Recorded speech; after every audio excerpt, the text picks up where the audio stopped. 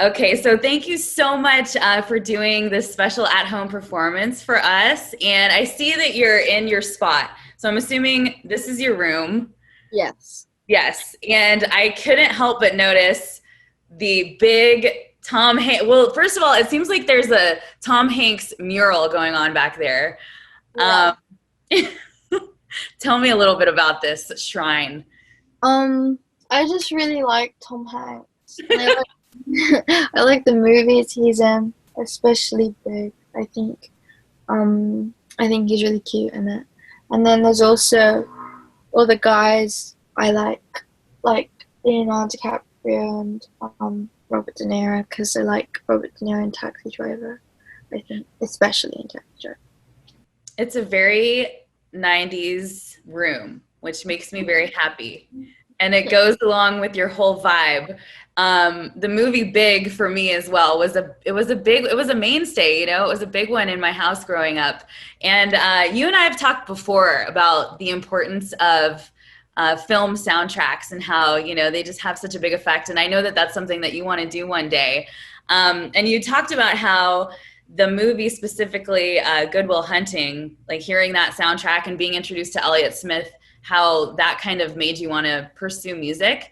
What do you think it was about Elliott Smith's sound that had this kind of profound effect on you?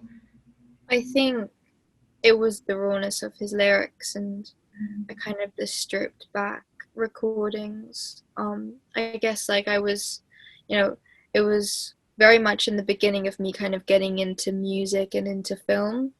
And I was always used to these massive soundtracks, and then everything was stripped down. I watched Juno, and then I watched Good Will Hunting, and I was like, oh my god, like this is, you know, this this sounds like it's easy to do, and I want to do, I want to play guitar, and I want to sing, and I want to perform, and I guess I was just so intrigued by it and so inspired by him as a songwriter, and yeah. If you could go back in time and you could do the soundtrack for any film, what film would it be? I'd probably do The Craft, or yeah, or You I would say The Craft and But I'm a Cheerleader, but maybe like the But I'm a Cheerleader soundtrack is already perfect, so like I don't don't want to ruin that. But well, there's no way that you could, but did you know that they're doing the Craft reboot? They actually just dropped the trailer for a reboot that's coming out at the end of October. really, Yes, this is real. oh my god, please, does it look good? It looks, I mean, it's just so hard to top that first one. And if they at least bring back the some of the original characters, I'll be happy. But I'm definitely willing to check it out. Uh,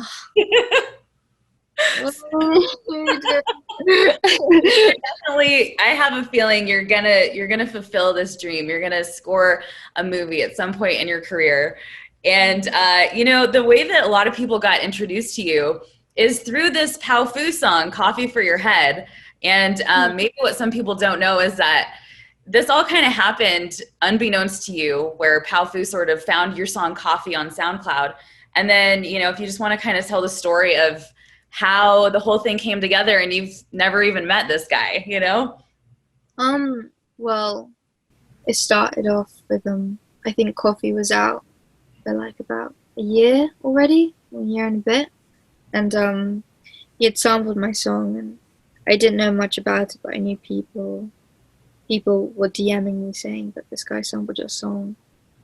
And then he hit up my label and asked if he can put it like on streaming sites, and I said yes without thinking it was going to blow up as much as it did. And I'm obviously like, probably appreciative of everything that's happened from it.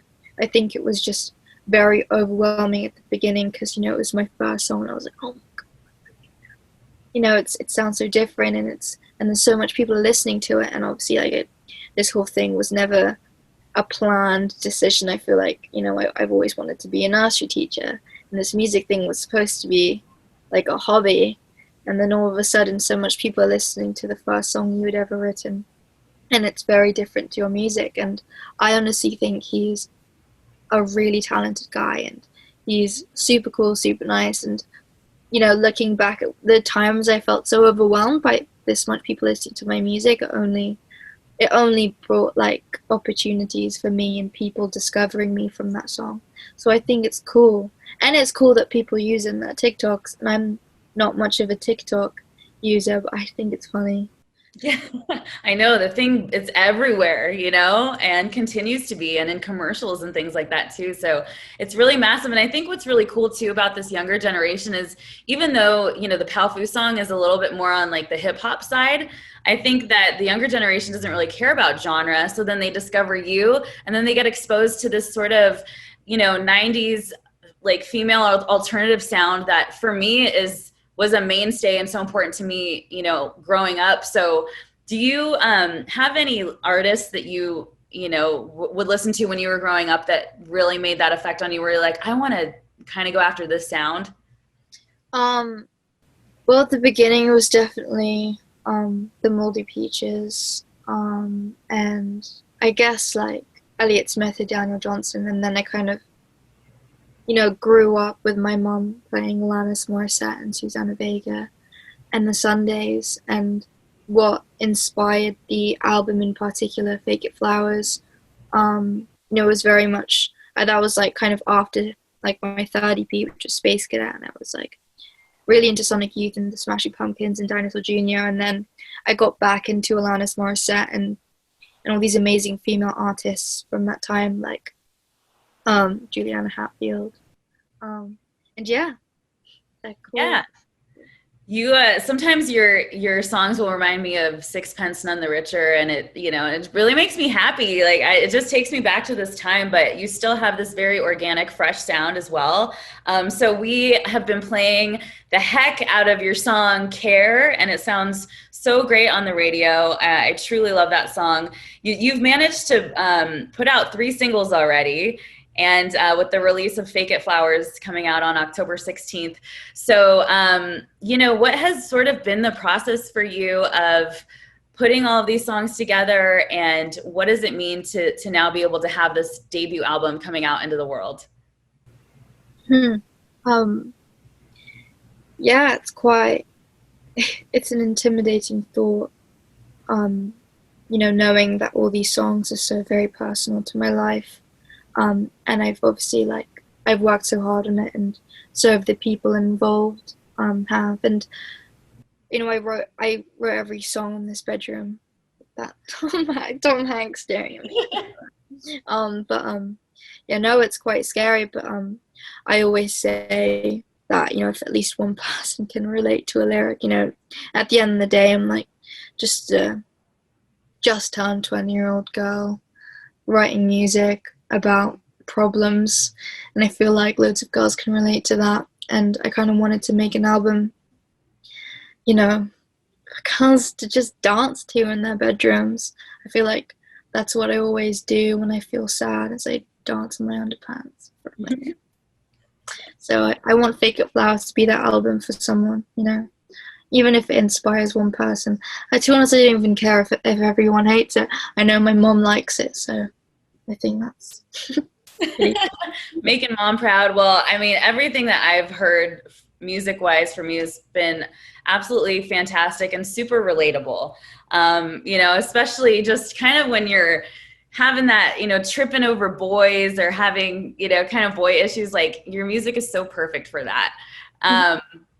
So you recently just put out a song called How Was Your Day? And I love that you don't overproduce your music, and you will kind of leave mistakes in there and make it just sound really organic. Is that a very conscious choice for you to do that? Yeah, I feel like it's, imperfections are beautiful in their own way. And How Was Your Day was the last song I recorded for Fake It Flowers. It was during lockdown, and we didn't have it. I couldn't go to the studio to record it. So with the help of my boyfriend's brother, who has a 4-track, so like a cassette recorder, I recorded How's Your Day in his garden. It was probably like the second take. I was like, it's good enough. And I feel like, the more authentic it is, I felt, singing that song in particular is like just really sentimental to me and what it's about, because I had left for tour and kind of disappeared for a long time and kind of, forgot about relationships. And I think How's Your Day really encapsulates that, sonically and obviously lyrically, but yeah. Yeah, a song about missing people. And I think that, we can all really relate to that, especially right now. Mm. So we're celebrating 100 years of radio existing. So I want to ask you, what has the impact of radio been in your life and in your career? Like radio was kind of the first introduction, I'd say, with music.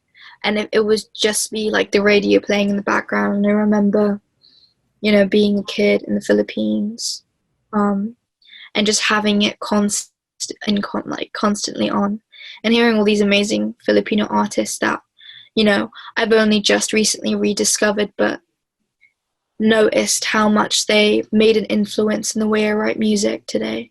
And it's like bands such as Itchy Worms and Apple Hiking Society, and it's like, I really admire their lyrics, the way they write their lyrics, and the way they do their melodies. But yeah, I was introduced them first through a radio. That's so awesome. I feel the same way, that radio is just always kind of a constant in my life. And, like for me, it was oldies that made that really, that found impact on me was when I was younger. So yeah, so you grew up in the Philippines, and then like at what age did you move to England? So I moved to England when I was 3, and I visited every year and went to school there for about 6 months, I think. Yeah, when I was 7. So That's so amazing that you got to have, both cultural influences, as far as musically and just in life in general. It was, yeah.